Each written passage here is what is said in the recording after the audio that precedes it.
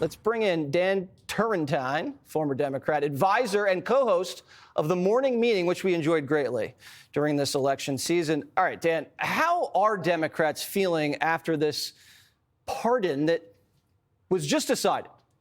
They're not feeling good, Jesse. When you have both Stephen A. Smith and Jon Stewart going after you, you definitely have a problem. And I think, unfortunately, this was the capstone to what's been 2 years of political failure on the part of Joe Biden as the political leader of our party.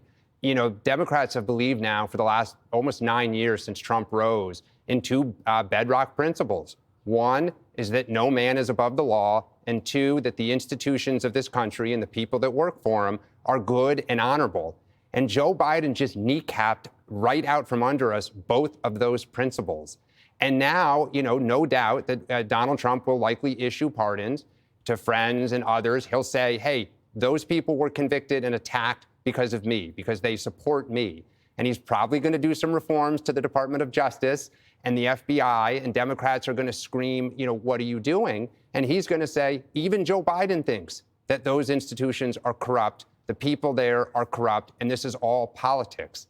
And it puts the Democratic Party basically in handcuffs as it gets ready to deal with Donald Trump. You said this was a capstone to, I don't know if you said a failed presidency, but the last two words have been bad last 2 years. Are you a Biden Democrat? Would you go like this if I asked? I am a proud Democrat. I think the party has a real problem here as it heads into the future, and that is it is not seen as authentic or trustful. Okay, so that's a no. That's a big no. Do you know any Biden Democrats? Like, I just invited the entire country, if you're a Biden Democrat, come on the show and defend this guy.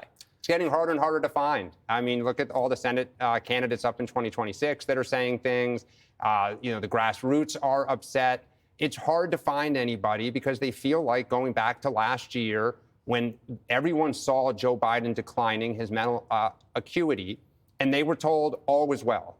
Then we have the debate. But let me interrupt you, because no one watching on TV thought that.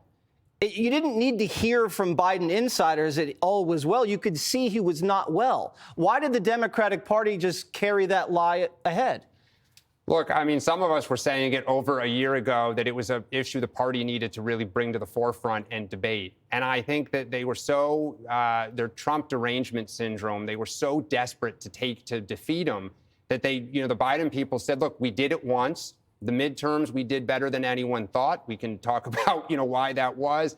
But they said, look, we can do this. We're the only ones that can do this. And the party was so afraid of having a debate and actually, you know, putting ideas forth that they rallied around him, even though the voters clearly saw he was declining. Well, you made a great point. When you've lost Jon Stewart and Stephen A. Smith as a Democrat, you got a problem. You got a problem. All right, again, talk to any Biden Democrats. They have an open invitation. Thank you. Thank you very much. Click here to subscribe to the Fox News YouTube page to catch our hottest interviews and most compelling analysis.